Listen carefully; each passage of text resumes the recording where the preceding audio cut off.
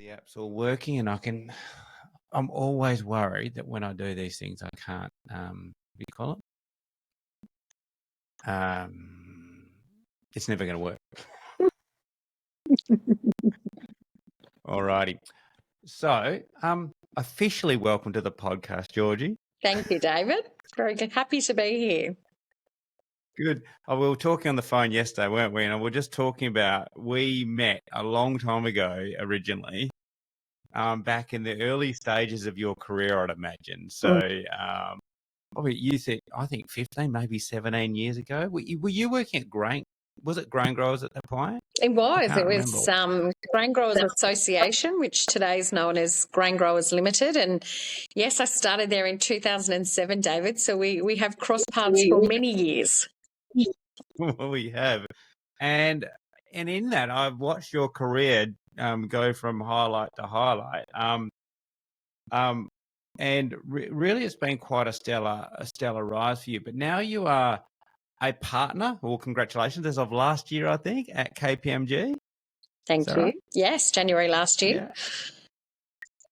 And you are the national sector lead for consumer goods and agribusiness. Now, many of our listeners have got no idea what that is, Georgie, and I know you spent much of your career with farmers. So all the farm listeners out there and go, what the hell is a national sector lead for consumer goods and agribusiness? So I'm going to let you do the explaining on this one, Georgie. So what is it exactly you do? Well, okay, so I'll put it into straight terms. I think most people, particularly farmers, understand what a consultant is and use many farm consultants to give them advice on, their overall business strategy or even their day-to-day operations within their business. So the best way to describe it, David, is I do that on some form of scale across a breadth of businesses, so both within agribusiness, so that's a lot of companies that work on behalf of farmers. So, the average family farm is not a direct client, but they would be a beneficiary of some of the work that we do. So that could be with a research and development corporation helping look at an export strategy to a particular country or the evolution of an export strategy for an overall commodity, right through to a listed agribusiness that many of your listeners deliver their commodities and their produce into, who then market that around the world, helping those businesses on a range of operational considerations, i.e. Systems, processes that make them more efficient and productive. And then when we think about consumer goods, I go right through to manufacturing. So how do we take commodities, inputs, process them into a value-added good and ultimately push that through to a retail market and onto consumers. So right through the thinking of the value chain up to consumer. And so clients, or a range of our clients, come to us for support on those strategy pieces, those operational pieces. And that's the great opportunity that I have, David, every day to get into different businesses, different parts of the supply chain, look globally, look locally, and work across a breadth of commodities, which I love. I think often I've had private conversations, but also great conversations on this podcast, and it's about people having thinking the careers in agriculture. And when you explain your role there and what you do, most people really don't think that. That sounds exciting to me, and I've got nothing to do with what you do. And so it's does having your experience, because you have worked a lot in the food chain, especially in companies, right from your early days at Grain Growers and all that, does that having worked with growers over many years help you when advising these larger agribusinesses, whether they be research companies or whether they be massive global agribusinesses in your advice? Yeah, it does. It does. I mean, one aspect of that, David, is it gives me passion and purpose. I mean, at the end of the day, my whole career, I've always had the view, if I can get out of bed and go and achieve something or deliver something that adds value back to growers, well, that's a win for me. And I've made some contribution bigger than what my own individual contribution can be. And so having spent a lot of time with growers all across Australia, And I spent, 5-6 years at grain growers and in a various range of roles there.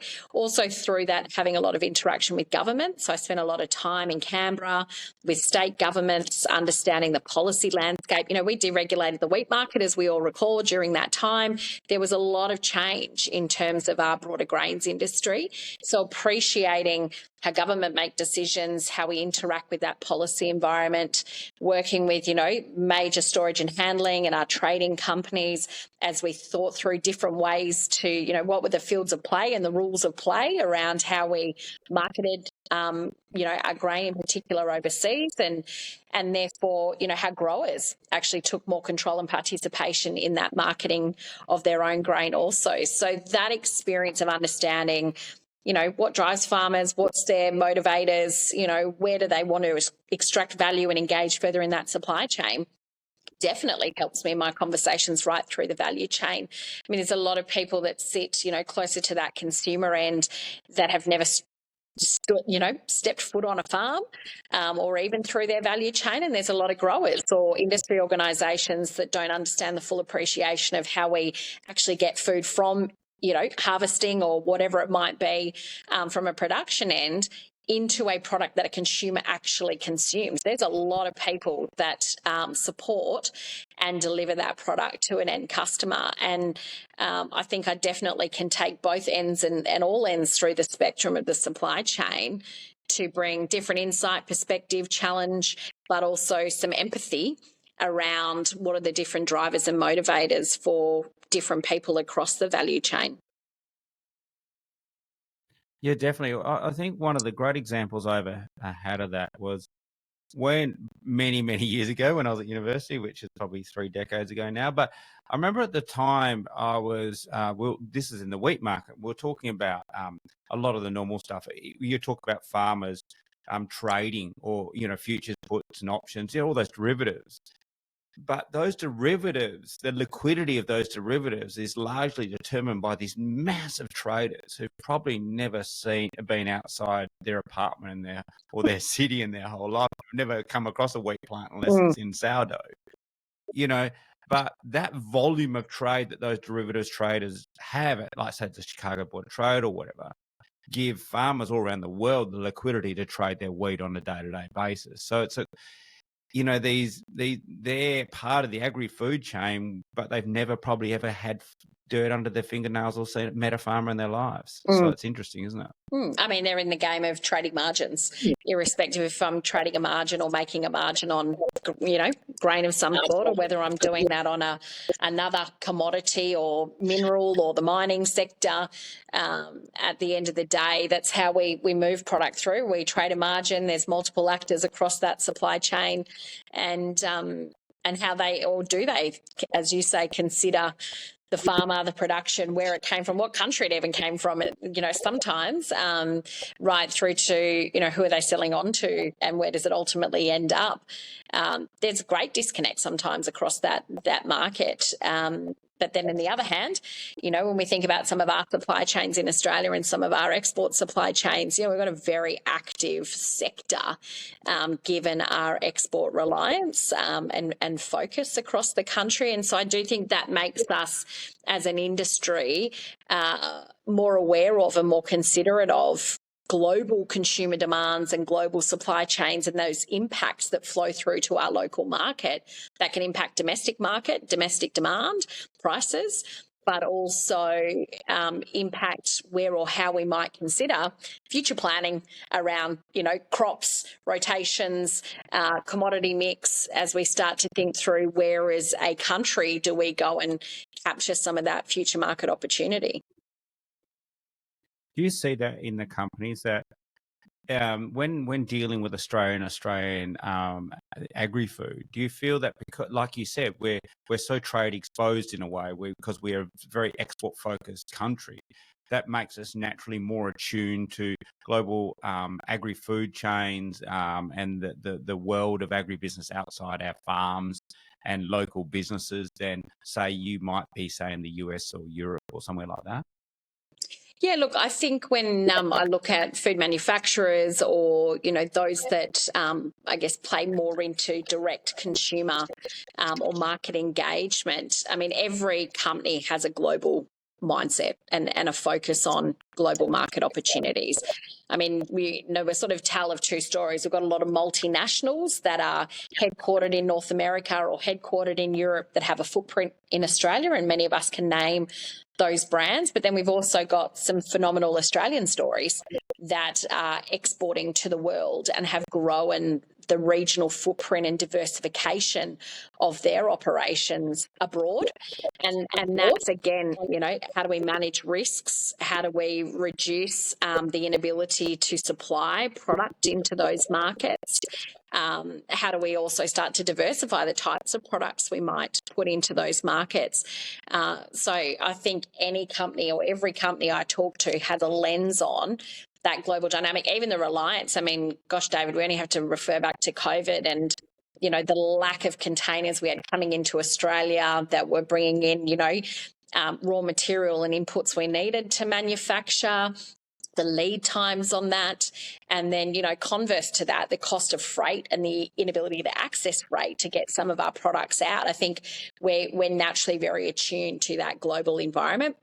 And I wouldn't say that maybe Europe's less attuned to that because, we've got a lot of global companies that are headquartered out of Europe that have quite a strong global footprint and therefore have a lens on that. We might have a view that Europe's got a very protectionist mindset and there's, different ways they play in that space around policy and trade interaction. But I think, the US is a beast unto itself. I think anybody that's spent any time in the US or engaged with, US-based businesses, I mean, the US as a market on its own is just, I think, beyond what the average Australian can even contextualise in terms of the numbers of mouths to feed, the scale of that country in terms of just land mass, the diversity of how many Americas there are in America.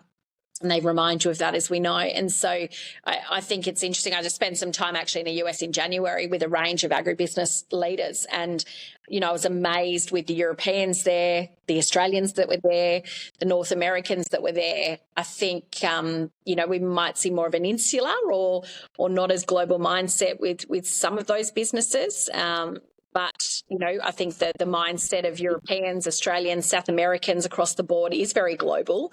But again, a lot of North American companies clearly have operations in Australia, in many parts of the world. So they're not immune to it, even though it might still have a US first mentality. Yeah, definitely. I had a lady who used to live near us, and just on a how big the US is story, and she was from Oregon, and she used to say, and when she was she lives part-time 6 months a year in Perth and 6 months a year in Oregon, and she said in Oregon the idea of travel, the concept if I'm actually well traveled, it means you've gone to the other states near Oregon. Yes. So she said it's a completely different concept. Oh, it is. And, my dad spent many years, good 15 years ago in the Middle East. And at the time, there was a part of the Middle East that was looking to get the Formula One contract, and they needed to set up passport systems and all of this stuff. So, of course, they go and look abroad as to passport systems. And I think at that time, this was about 2003, 2004, the statistic was something like only 3% of Americans had passports. That's definitely growing. And we've seen many presidents come in and not have passports until they've become the president. So, I think Australia's concept of travel, and we are global citizens, is I think one of our strengths and one of the opportunity areas for us that keeps us attuned, keeps us connected, and allows us to go and drive and realise some of those opportunities. I think the question is, how do we ensure we capture the right value back in Australia and continue to bring that knowledge and insight so we do innovate and we do continue to keep our position of strength in a market that, is rapidly, as we know, competitors catching up with us around capacity, productivity, cost of production, quality. That really does start to drive, I think, a view for our commodities and our industries and our industry overall in Australia to think, well, how do we go to that next step, and what is that next step and focus for us as a country to keep capturing the value of what we produce and what we can deliver into those global markets. Yeah, definitely. Talking about global markets, you and I caught up very quickly at a VOCAG the other day, but one of the probably I'd say the overarching theme of that whole conference was really the rise of carbon and ESG. And I know you have worked with, I think, Elders to produce a report last year or release a report last year on environment and social governance and the carbon, I don't know what you call it, the industry or the moving of carbon goals. Can you give us a insight into that challenge? And so obviously you're advising the larger end of town on this, but give us an insight as to the both the challenges and the opportunities in this new ESG and carbon world that we're all moving into. Yeah. Look, and maybe I step back a bit when I think about that thematic of, fundamentally we've got a bigger question going on at the moment around the state of the climate across the world, the state of the world, the health of the environments and the way that we're operating. And so we've got countries and governments around the world thinking, what do we need to do? Where do we need to, invest or take action to ensure that we preserve and ideally not just preserve, but enhance where we need to the current state of society, whether that's air quality, whether that's the state of biodiversity, whether that's water quality, nutritious food, that lens. And clearly we've got the Sustainable Development Goals, and that was a big driver that unified a lot of the objectives across countries and governments. So with that sort of lens of what's going on, how does that then motivate or impact different participants in, the business community, the global economy? And so that starts to drive the agenda behind where people invest dollars. So where does capital around the world need to be looking at investments that are lower risk or deemed to be lower risk because they have less impact on sustainability outcomes or society?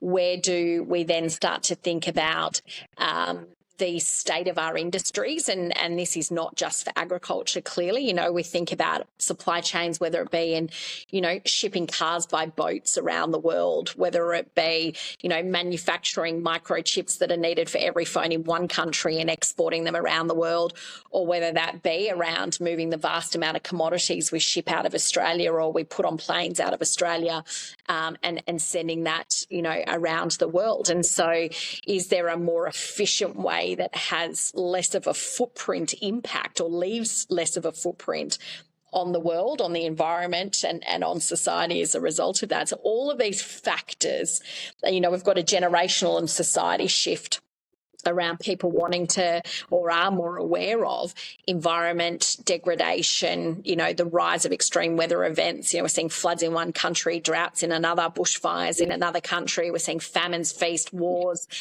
So how do we reduce some of that conflict? So those drivers or those macro drivers then influence how companies operate and what they need to do. And there's different dimensions around that. We've got globally, as a result of those decisions of government and those decisions of countries, commitments that have been made and protocols we've signed up to that require companies to report on how they're progressing towards certain goals and certain targets that will ultimately contribute to those bigger global agendas that we have going on. And that therefore results in those companies, clearly they don't work in isolation, they're part of supply chains, needing all of the actors within their supply chain to be participants in delivering against those targets and those goals. And so when we start to articulate the sustainability practices and activities across businesses, across industries, When we look to credentialize or report against that, that's where we use the language of ESG. So where we look through, okay, well, how do we articulate the environmental, the social, and the governance reporting and articulation of the practices that we're doing? And that's what we're seeing in agriculture, and that's what we're seeing across food systems more broadly. And so, you know, if we think through in Australia, we've got multinational companies operating here who, as I said before, are North American headquartered, European headquartered, who are signing up to, as corporates, and being, you know, as we talk, good corporate citizens, contributing to those big societal issues, are making commitments to reduce their carbon footprint or their emissions from their operations. They're committing to not having poor practices around slavery in their supply chains and knowing who they procure from and how they procure, and that it's ethical and moral, you know, right through to how do we consider work health and safety? How do we consider well-being? How do we think through our impact on natural resources and our use of water and our use of energy more broadly? And then you've got businesses in Australia, you know, ASX listed companies as well, who now have to report, or coming up to from July onwards, different size and scale of organisations having to report as well around aspects of climate, and clearly emissions is a key component of that reporting. So we've got the Australian regulators and our, you know, commodity exchange putting requirements on businesses to be transparent and communicate how they're working to reduce those impacts in their business. And so when you start to see that, well, clearly they need to engage in a different way with their suppliers, and also with their customers. So if I'm a grain farmer in WA, or I'm a grain farmer in New South Wales, and I'm delivering into one of the grain handlers, whether it be a GrainCorp on the East Coast or a CBH on the West Coast, there are requirements that CBH and GrainCorp have, both requirements, but also fundamentally, strategically, morally, as the citizen of the organisation, have requirements, opportunities, and a focus on being able to articulate who they bought their grain from, how was it produced, how have they transported it through their supply chain, how much energy is it taken to move that, or emissions is it taken to move that. And they need to be able to verify and articulate and quantify that and show that they're reducing it, not increasing it over time. And so, you know, for growers, for transport providers, for processors in the industry, for companies in the, you know, broader manufacturing and export space, having an understanding and being able to share and engage across your value chain as to what's happening and have the data to substantiate what you're doing, the improvements that you're making, is becoming more and more a priority and a requirement because of all those macro factors I was just talking about. And so, you know, there's plenty of opportunity when we think through, you know, your specific question on carbon. I mean, when we think about carbon, I mean, there's only one place you can generate new forms of carbon, and that's in the soil. And so when you think about farmers, landowners, stewards of the land, that soil becomes a great opportunity and commodity to create more carbon. And as a result, clearly you have productive benefits at a farm level and productivity, which can enhance yield, can reduce input requirements, and also, you know, deliver greater financial returns. But second to that, create an opportunity for you to work through your supply chain and share some of that attribution around carbon, around emissions, around sustainability with the commodity and increase its value. How that value is shared, that's some of the stuff I think, David, you know, we're working out how supply chains do share that. And, you know, so I think that for farms, no, jump in. What was that one? Oh, sorry, because when we were talking yesterday, you made a great reference. Yesterday when we were talking, you talked about circular supply chains. I really love that concept. Can you, and I think maybe this is where you're going, but can you explain this concept of circular supply chains? Because at the moment, in the context, often the conversations that we see when we go to these events like conferences, it seems like it's all top down. but in reality, it's a little bit more nuanced than that. So can you maybe explain that concept of this circular supply chain and why these ESG and carbon requirements are really driving us towards that more conceptual idea of a circular supply chain? Yeah, no, it's good, Carl. So the point around, farmers and thinking through that attribution is their, what was traditionally seen as their customer, i.e. where they might sell their grain into or their commodity into, might actually start to become a different relationship if it's not just the commodity. It has some of these broader, ESG or sustainability attributes attached to them. And for that customer, looking differently around how they engage, procure, and work with their suppliers, that it is not as transactional of just delivering a commodity, they move it through the value chain, and we have this sort of linear approach. I think this lens at the moment we've got around, I actually need to engage with you differently because I need different forms of data and insights and understanding because of its impact on my business.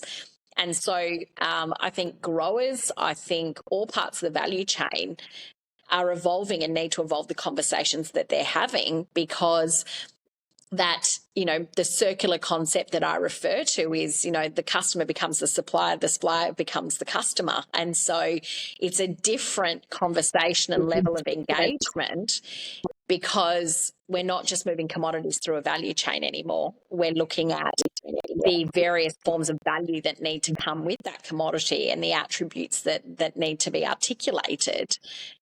It's not just that an APH2, for example, in the wheat market is the only specification we need on that particular grain. And I think the grains industry is a great example, David, when we think about sustainable canola into the EU. I mean, we've been doing that for years in that market, and it's not dissimilar, concept around being able to demonstrate and to have your EU certification that these are the different practices that you do on farm. This is the way you produce your canola, and being able to provide that meets the requirements that the EU have to be able to demonstrate that the canola they're sourcing is sustainable or from sustainable sources. And it's that concept repeated across commodity, across commodity, across commodity. And, retailers have got to engage in that, David. Commodity companies have got to engage in that. And, of course, farmers need to engage in that. You reckon almost like this, it's seen as, at the moment, the conversation, I think where I'm hearing it, the conversation at the moment with all these new environmental conversations seem to be almost being received as an impost at the moment. But the way you're speaking is it's also probably an opportunity, because this is going to draw almost the supply chain together a lot, because at the moment it's quite fragmented, like we were just talking about. There's whole sections of the supply chain that don't even know the other person exists, really. Yeah. But with this ESG, with carbon, it's almost forcing the supply chain to get to know each other properly. And then that may, and the way I'm seeing it in my head, that usually when better understanding, you can unlock hidden value maybe in that, rather than it being an impost. It might be a value unlocking opportunity. Yeah, and look, I can appreciate why people think it's an impost. I mean, there's a lot of learning as we go. There's a lot of trial and error at the moment, because it's a new space for everybody. It's a new requirement for businesses, for farmers, for supply chains. And as you say, where there's challenge, there's also opportunity. And this lens, I think, at the moment of even just moving beyond carbon, David, I having spent time in nutrition and health where, you focus on this sort of single nutrient. I know carbon and emissions is the big focus, but we've got nature coming overkill much more rapidly than how long it's taken us to get around the climate discussion. And when we think about layering nature and biodiversity quantification, which is so location specific and hard to unitize, that's a whole nother layer of complexity we're all getting our heads around. And so, yes, I think for farmers is really understanding at the core basics and the core fundamentals, what is your carbon footprint at a farm level? How often are you doing soil tests? What's the impact of different seasons, different practices on those numbers, on that equation across your farm? And really get a handle on, what do you need first and foremost to be productive and to keep delivering the commodities, the production, the environmental outcomes, and the land rehabilitation and restoration and different fundamentals across your landscape.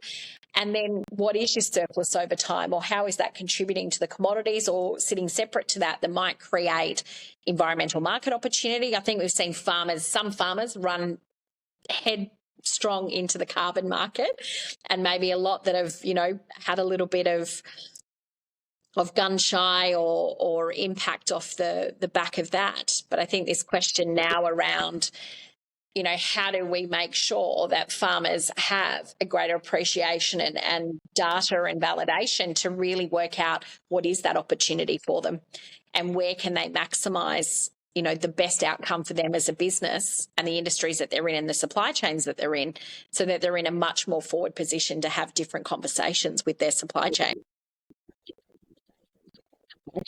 Yeah, so if I was anyone in the supply chain, so, most of our listeners are farmers, but we also have listeners across the supply chain. And one of the things is if I was sitting here in the supply chain and I'm going, okay, what are the big things I need to get? I want to get ahead of this. I just listened to Georgie and I want to get ahead of this.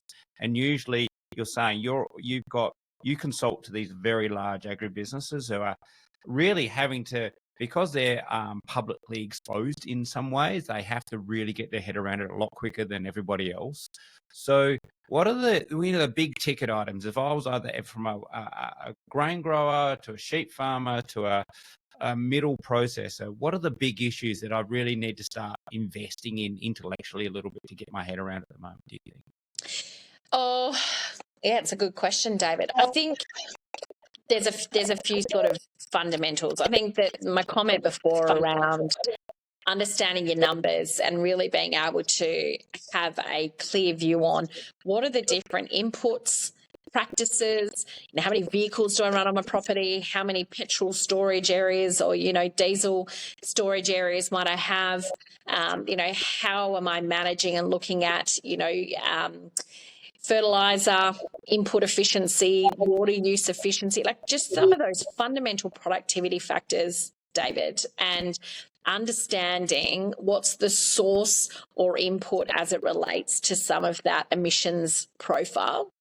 I think then this lens of really understanding soil carbon, being able to monitor your soil carbon over time, and again, look at a dry season, a wet season, an average season, and the different crops that you might have through rotation, the impact of those different production practices on those numbers. So I think education is key, and data and knowledge is power in that space. And many farmers, particularly in WA, David, as well, have a lot of that data and information in front of them and available, and I've looked at it through the lens of productivity, so tonnes per hectare lens, and maybe not a broader perspective of how might that be contributing to other factors such as environmental outcomes or soil carbon over time, or in fact how that starts to link through and articulate the different ways that I employ my workers, the contracts that I have them under, the work health and safety across my farm, being able to articulate those. And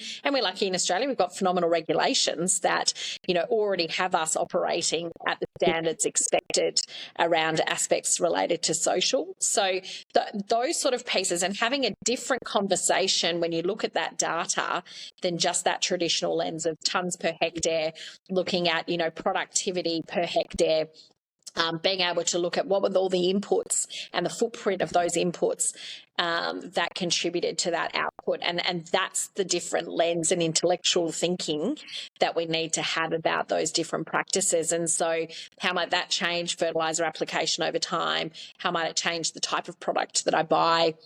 What conversation might I be having or seeking to understand from the company that manufactures that product, or my local farm services supplier, or my, consultant at the farm level? And then I think also, who's your customer? So if you are selling into a CBH, you're selling into a grain corp, you're selling into, one of the meat processors, you're selling into a fruit and veg packing house or a distributor. Well, what are they seeking? What are the challenges that they have that they're starting to consider around sustainability? And what might they be seeking from you, or how they want to interact with you in the future? Because a lot of companies are thinking about, well, how do we interact with our supply chain? How do we start to understand who our suppliers are and what they're doing? And I think the more progressive or engaged farmers in this space starting to have those conversations in their supply chain to understand, well, where is the state of play for their customers? And ultimately, what's the lens that they have over the next 3 to 5 years that might drive some of the decisions that you make at the farm level? And again, it's not about, what are customers looking for around noodle quality in Taiwan, or what are they looking at around, bread wheat? What are they thinking about just sustainable canola into Europe? Is that going into biofuels in Europe? What sort of market are we going into? What's Europe demanding around policy? There's a lot of policy, as we know, coming out of Europe related to environment and climate, and the carbon border adjustment mechanism, CBAM as we call it. It's a key policy that's going to be used as a trade consideration. So they're the sort of conversations that I would be having, and I know many growers already do, but I think this lens is opening up the conversation around the bigger drivers and influences beyond just what's a consumer seeking in that product, but what's the environment we're operating in. Banks, David, banks are asking for this information. Access to capital is relying on being able to articulate this. So have you asked your bank manager what's happening in terms of sustainability expectations and engagement for that bank that you're banking with of their customers? And how is that going to influence how you might access capital from the bank over time? And lots of banks are talking about sustainability linked loans and different sustainable finance options. But what are the true fundamentals that farmers need to have an eye on? Yeah, and exactly. I was talking to some bankers the other day. Now, bankers at the end of the day are either owned by shareholders, which are largely owned by superannuation funds, which have a whole lot of sustainability goals around them, and the banks themselves have a lot of sustainability goals around them. So getting access to capital, to them is now linked to, well, in order to keep my shareholders happy and to keep my board happy, we now have to have all these goals as a funder. And so the cost of money, or the access to money, is now linked to a lot of these requirements.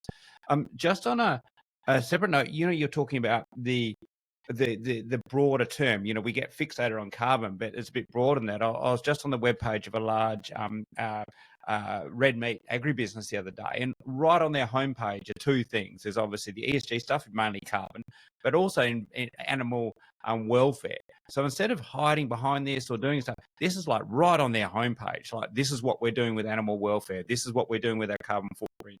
This is how we're trying to reduce the carbon footprint of our cattle operation. So, and they're probably not that big a different size to a lot of our larger family businesses, really. But it was really interesting. I just noticed that these things used to be talked about and whined about privately, but now they're on the homepage. This is us. Because it's great to see, first and foremost. And I think that's an example of getting on the front foot. And as you say, I think Australia should be proud. What we have done around animal welfare in this country, and yes, there's always areas we know that we can keep continuing to improve and focus on, evolving our standards like we would in any other aspect. But, we have great standards across Australia when it comes to animal welfare, and we should be really proud to talk about what we do and how we manage our livestock for their ultimate well-being, which delivers high-quality produce, great eating experience, and the fundamental of the product at the end of the day. So, yeah, I agree, David. I think it's becoming more and more commonplace, and those that face into it and take advantage of that early conversation will only reap the benefits. Yeah, and I think that's a great term, isn't it? Just turn and face into it. Now, these things aren't, they might be talked about sometimes in a little word policy, or it's a bit above us, but really turning and facing into it. And those who often with these things, who turn and face into these emerging changes, often are the ones to benefit first or most from them often. The other thing I want to talk about is, beyond, we tend to get a lot at the moment, the conversation's dominated by a lot of the topics we've talked about. When you're working, especially, I always find that sometimes the bigger end of town tends to be sometimes not canary in the coal mine, might not be the right term, but they tend to highlight issues before they've seen other places in the agri-food chain. And it's almost like, hey, in 5 years' time, this is going to be a real thing for you. Mm. What are the big challenges? So you're working through a lot of challenges. You're a consultant, so your job is to solve people's problems, really. But what are the big challenges and opportunities you're seeing in agribusiness in general, outside of these environmental and ESG type conversations? Yeah, it's a good question. I think, one general observation, I'd say this is a bit of a global observation, is there's a bit of a return to fundamentals. So, I said before I was at a forum earlier in the year with a lot of global agribusiness executives, and this sort of, we've been a lot of innovation and technology and digitization, and I'm not saying they're not priorities, but I think these sort of fundamentals around trade, yes, the fundamentals around ESG and what we're facing into, this sort of still geopolitical lens and how that's influencing supply chains and demand, and also trade more broadly. And then how we come back to some of the fundamentals of, market entry and export strategies and engagement in those markets. I think some of those fundamentals are still reigning true and are quite a priority, particularly when we think about what we've seen across our trade landscape over the last few years. And clearly we've seen some of the relaxation out of China in the recent weeks. It's not fully resolved for every commodity, but there's some, green shoots coming through for some. And then, India, we signed a free trade agreement. Like, what does India really represent as a market to us?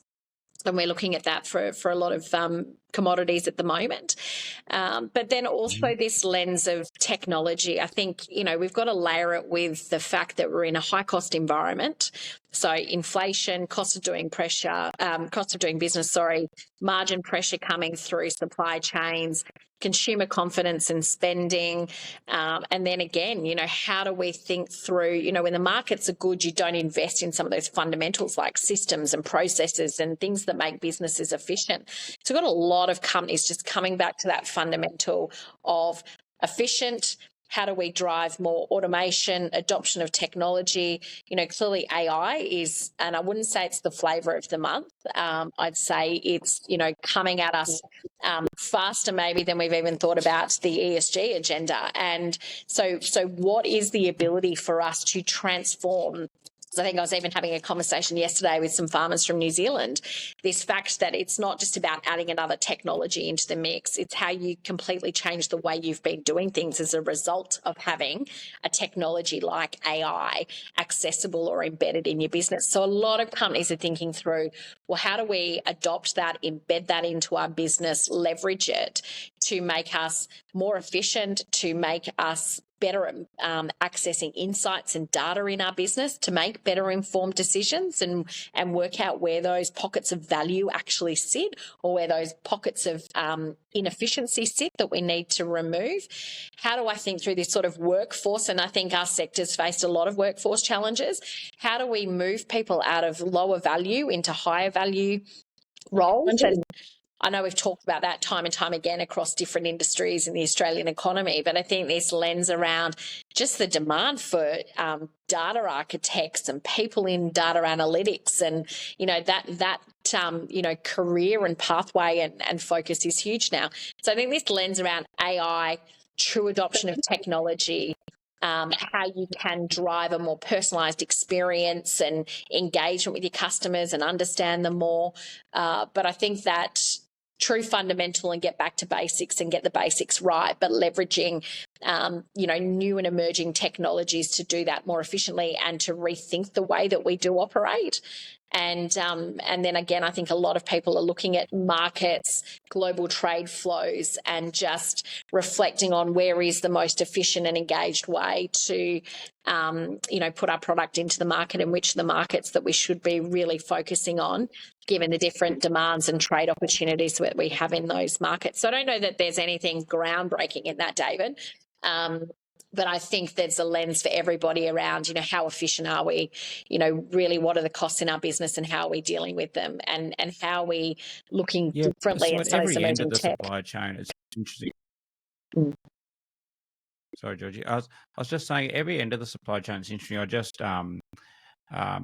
did a podcast with John Foss not long ago, which will be released at some point, and it's really interesting because so with him with this Chia Seed Co and everything, and just understanding, so he's both a grower, a farmer. He's a research company and also a retailer of product, and talking about the cost pressures and the challenges to him are almost identical across it. You know, he represents a whole food chain in himself, really, but he was saying the pressures as a farmer and the pressures of a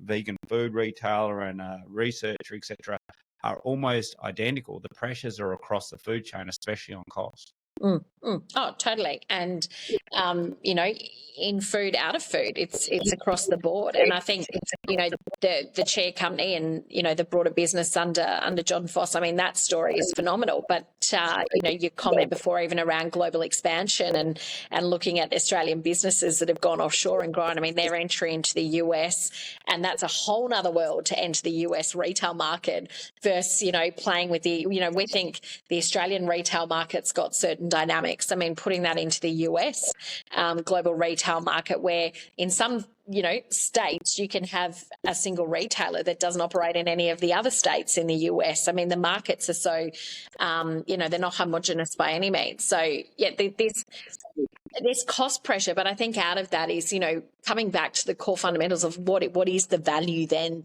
that we can drive. And I think a lot of people are sort of reflecting on COVID put a lot of that under pressure, a lot of aspects of our supply chain. It revealed a lot of inefficiencies.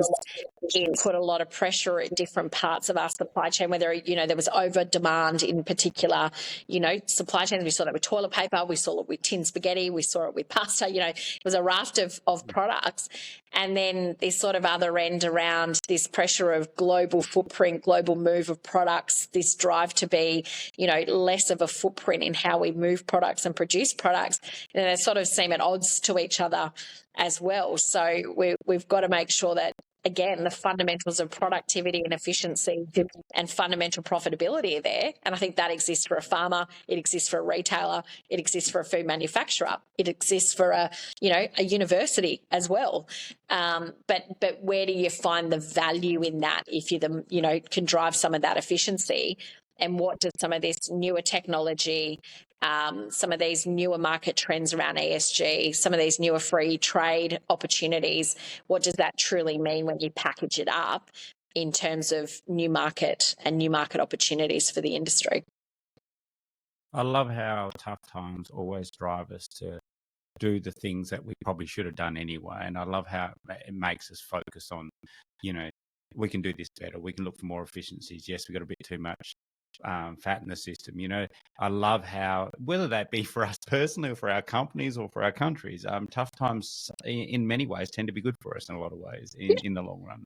Yeah. I mean, you know, we can get lazy. Some things can come very easily. And yeah, as you say, I think some of our greatest innovation and solutions come at that time when the pressure feels too much. And, you know, I can, you know, as we've got to recognise, and I think you and I, you know, a lot of people acknowledge, I mean, farmers are phenomenal business people. They're phenomenal intellects. The considerations on any daily basis as to what they're doing in their business, you know, whether it's the market, whether it's engaging, you know, with workers on the farm, whether it's thinking about, you know, what's the bank arrangements and current considerations. I mean, the dynamic environment of a farming business, you know, is something that I think we can all attest is constantly innovating and evolving. And I think there's no greater industry to see innovation than the Australian agricultural sector. Amen to that. Now, Georgie, I want to just pivot to your career, the complete change of pace. But like I mentioned right at the beginning of this conversation, your career has been really, you've had a really successful career to date, and I hope it continues as it does. But you started, now I think of lots of young people entering agribusiness, and there's a huge number entering agri at the moment. I think all the ag universities are pretty chockers at the moment. But they look at you and they go, how do I be Georgie, right? But when I look at your career, you started out doing equine business, and now you're a partner at KPMG advising global agribusinesses. So, you know, and you've also won some great awards. I think you won Rabobank's a number of years ago. You won the Rabobank Award for Emerging Leaders, and the Financial Review gave you an award. So, what advice would you get to those people who are young, Georgie? You're in your 20s, you've just finished your degree in something in agri, and you're looking to enter the world of agribusiness. What advice would you give them? Well, firstly, thank you for your reflections on my career. But I would say, like anybody, I'm a work in progress. But I think, and I have this conversation a lot with, young people in industry and those at university at the moment. And I actually organise this drinks in Sydney just for women in agribusiness. And we've had a lot of uni students that come along to that, and they said, so we could be, you and not me, but the collective older women in the forum in 20 years' time. And I think one of the most fascinating things is, would I have thought that my career would have been what my career has been when I was at university? I would never have imagined some of the stuff that I've had exposure to and opportunity to. And I think there's one thing to be said to have a career plan. And I'm David, someone that's probably more on the planning side than the non-planning side, which I think you probably know about me. And so I had general guardrails and aspirations, but I also took opportunity as it came up. And I know that's so cliche to say, be open to opportunity, and you actually don't know where that will lead you, but I think that still reigns true. And I also have this conversation with people a lot to say, don't just take that job for the job that it is. What's the job that it leads to after? Because I think, thinking through the toolkit and the skills that we all need to keep learning in our careers, and development and education, and I've done masters and postgrads and arranged, I still go and get educated quite regularly. And so I think this bit around what's the toolkits and what's the skills and what's the knowledge that you can harness in different roles as you move through and build that toolkit, I call it, of capability. But I think fundamental to that is like, follow your passion. I always say to people, money will follow. It's not about titles. It really is what gets you out of bed every day, and what satisfaction do you get from going and doing the role that you get. And that can be, for a stock and station agent in the central west of New South Wales, getting up and working with their clients and helping them get the best price at a sale yard because you love the dynamics of that environment. Well, if that's your passion, you will be a phenomenal stock and station agent, harnessing your energy and putting it into that.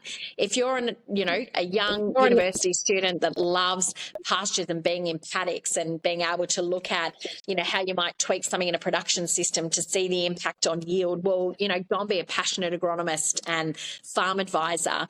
And so I just think there's something about following your passion. Also, do your current job well. I think we find a lot of people focus on, moving to the next role, getting the next title. You're really only as good as what you did yesterday. And so, do your current job and do it well. Be passionate and find the passion and trial. What motivates you? What drives you and gives you energy? And put your effort into that, and be open to those opportunities and conversations, and network. Get out there and meet people, because I think, no, you don't realise the diversity of roles, of organisations, of backgrounds in this industry. And so the more you can, I think anyone in this industry will catch up for a coffee, have a quick chat, anything. And I really encourage young people to not be afraid to ping someone on LinkedIn, pick up the phone and give someone a call, go to that industry conference and walk up to people and say, I don't know anyone here, I'd love to have a chat. So they're probably some of the fundamentals, I'd say, David, because yes, equine business management, riding horses in my undergrad degree, to signing a partnership agreement at a Big Four firm, let me tell you, is quite a change in pace. But I think those fundamentals and having some guardrails of where I wanted to drive my career have served me well to date. Work in progress, though, as I said. We all work in progress, aren't we? Do you know one of the things I find, although I'd say I'm a introvert that likes people, but one of the things I found is, you mentioned about conferences and events, is instead of like targeting, I'm going to go speak to Georgie, sometimes I just like get my lunch at, because we always talk at lunch, don't we? Yeah. And just go stand next to someone random person while we're standing up trying to eat our food without spilling on ourselves. Sometimes the most amazing people I meet just doing that. Because you're just sharing a table at morning tea or at lunch or something like that. And I just thought, wow, I never knew this part of agribusiness existed, and I love it already just sitting here listening about it. Yeah. So it is amazing how huge and diverse the agri world is, isn't it? It is. And I mean, to that point around networking, I've always had this philosophy that it's, not what your network can do for you, but what you can do for your network. And I think a lot of people go around accumulating a network thinking that that's going to yield personal value. For me, exactly to your point, building a network and understand what's going on educates me on what's happening in the industry and what's the diversity that goes on. But also I love nothing more than connecting someone in my network to someone else in my network when, you meet that really interesting person, you think, have you ever spoken to this person? They go, no, I haven't. And you go, I will introduce you, and how you can help connect and keep connecting the industry. And I really hold that quite firm around, what can you do to help other people be successful? And ultimately, we're all successful as an outcome of that. I agree with you. I think it's I always say I've got 3 sons, and I always say to them, the true key to success is to make it all about other people. And funny enough, that seems to work for you. Exactly. And be passionate. Have passion and purpose. I think, irrespective of what industry you're in, I think we're all on the pursuit to feel like we're having impact, that we've got a purpose to what we're doing, and we're not passionate every day, all day, every day, but, there's passion in why we do something. And, ultimately, we all want to contribute and make, society, people, all of us better in that process. Definitely. Now, to finish off, Georgie, I always ask my guests a couple of questions. The first one is, and I think we might have talked about this, but farming myths, because farming is one of those industries that just seems to just be full of a whole lot of myths, right? There's a whole lot of stuff that people think farming and agribusiness is. Now, maybe you can speak to agribusiness, so I think that's more. I often talk about farming myths, but let's talk about agribusiness myths. What is a common agribusiness myth that you come across in your world that you'd love to sort of dispel or address, do you think? Do you come across many? Oh, what's an agribusiness myth? I mean, it might be the same myth that we have around farming. I think the lack of recognition or the lack of understanding of just the scale of innovation and the scale of what happens in our industries and what goes on between, producing food, moving food, making food available in a way that can be consumed by people in multiple countries in, multiple formats. I think just a lot of people just don't truly understand the scale of what it takes to be, moving that vast amount of commodity across the country and adding value to it at each stage of the supply chain. And it's phenomenal when I sit down with even my friends, David. I'm a born and bred Sydney girl. I didn't grow up on a farm. I'm made myself new to agriculture versus being born. I chose it, I always say, rather than being born into it. And, when you sit down and you talk to the average Australian about the sheer scale and impact of what we do, I think that always blows people away. I'm not sure that's a myth, but maybe just a general lack of understanding or misconception of what sits behind some of these businesses and parts of our industry, and just the scale of what we do and what we provide and the amount of people we feed. Yeah, and just I think if you just said to someone, okay, if you had a thought experiment, just go pick any product, even the simplest unprocessed product of the supermarket, and go, okay, how many people are involved in getting that into your shopping basket? Yeah. It'd be just phenomenal, wouldn't it? Exactly. Maybe some people don't want to know. Yeah, certainly. My last one, is when you are a born and bred Sydney girl, but what do you do? You are boots and all into ag, but what do you do when you're not working with agribusiness in general? Are you still a horse girl, or do you? Oh, I still say I'm a horse girl. I keep saying, David, it's been one of the hobbies that I need to get much more passionate about and into. I mean, I still love going for a ride and will where I can. It's probably not economically feasible or as easily accessible in a capital city, but yeah, it's still something that I love. I mean, I'm somebody that, I do a few things to unwind. I'm a Pilates reformer girl and I love to go for walks, and we just got a new puppy, so he's all consuming, David. I personally just got married at the end of 2023, so that's a big life and personal, thank you, personal thing for me. And I love traveling around the world. You know, we're back on another trip mid-year as well, go and see friends in North America. And so I love to do that. And I love the beach. I'm an ocean girl. And so if I can spend time in water, probably not as beautiful beaches as you have in the lovely western parts of Australia, but we do have some all right beaches over here, and so I do love that time in bit of sun, bit of surf, bit of sand as a way to unwind. So that's maybe a bit more about me. And I love friends, love family. I'm an extrovert, an acclaimed extrovert, David. There you go. And so time with people, time with friends, time with family mean a lot to me. So that's where I put my energy outside of work. Oh, beautiful. Thank you for sharing that. No, I was talking to someone else actually from Sydney the other day about beaches, who spent a lot of time living in all different capital cities. And we do have these beautiful white beaches in Western Australia, but I really love the coves up and down the coast of New South Wales there.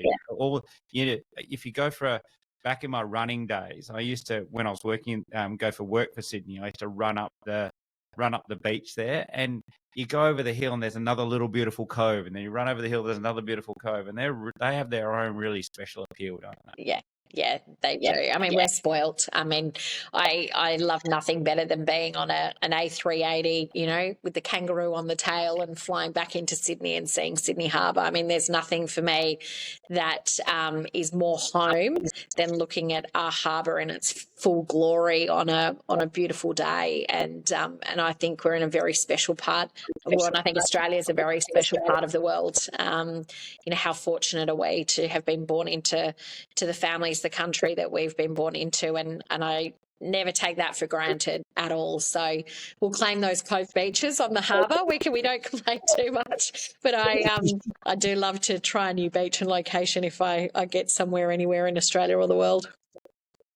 Definitely, and we don't have any lack of those. Well, on that note, thank you very much, Georgie, for spending an hour with us today, and I'm sure all the listeners would have got a huge amount of learning and value from that. So thank you very much. My pleasure. Wonderful to speak to you. Thanks, David. Thank you.